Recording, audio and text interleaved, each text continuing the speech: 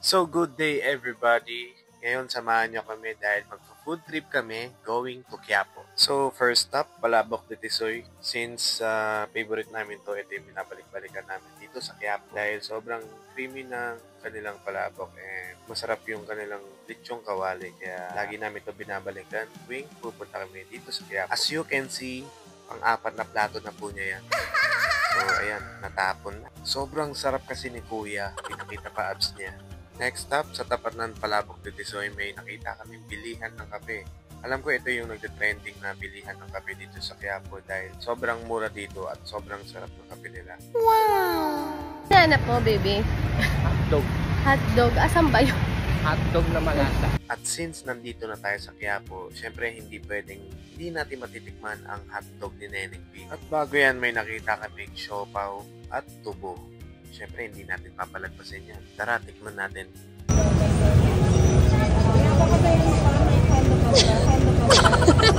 Hindi ganun. Syempre, dapat may panulak. Kaya tikman natin ang juice na gawa sa tubo ni Akla. So, naglakad-lakad na nga kami. At may nakita na kami mga nagkukumpulang zombie. Wala, ang daming tao. Hindi, ang daming tao. Ito rin eh. Baby, ang dami mo. Dami.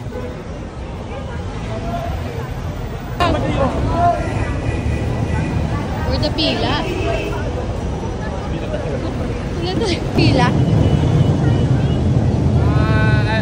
Alas 6 tapos na tayo dito.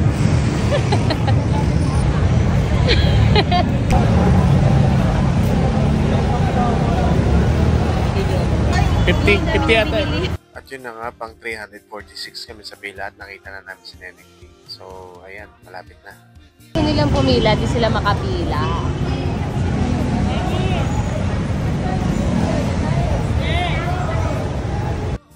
Sa sobrang haba ng pila, matatakam at magugutom ka talaga sa overload hotdog sandwich ni Neneng P.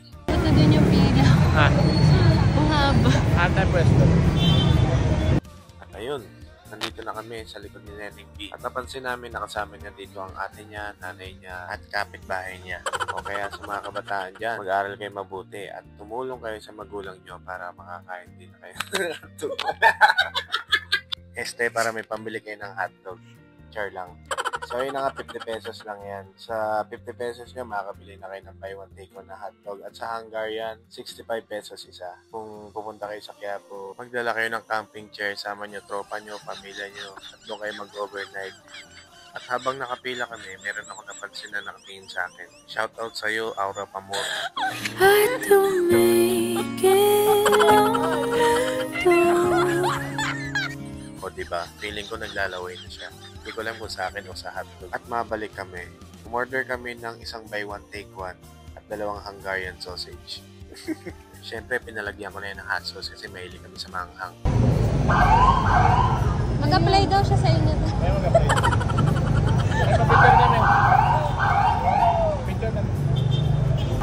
Picture tayo. Tinry din namin ang isa sa famous siomai dito sa Quiapo. Malaki siya at masarap. Bumili na nga rin kami ng gulay para healthy. Kasi mura talaga dito. Swimming sila dito. Mga batang Quiapo. Literal.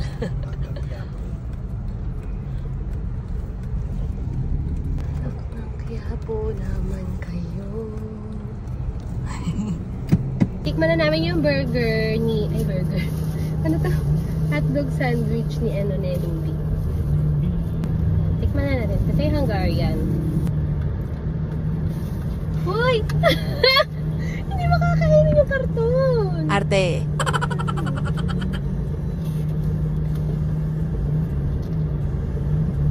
Matangkay. Wala pa yung cheese. Fairness, masarap yung cheese.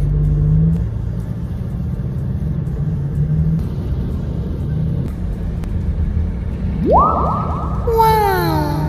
Ano hotdog to? Sarap. Kasi ang daming cheese. Look. So, kung tatanungin nyo kami kung gaano siya kasarap, or as it's a 9 out of 10 kasi okay naman. Pero it's just a normal hotdog na matitikman nyo lang kung saan. Uy, uy.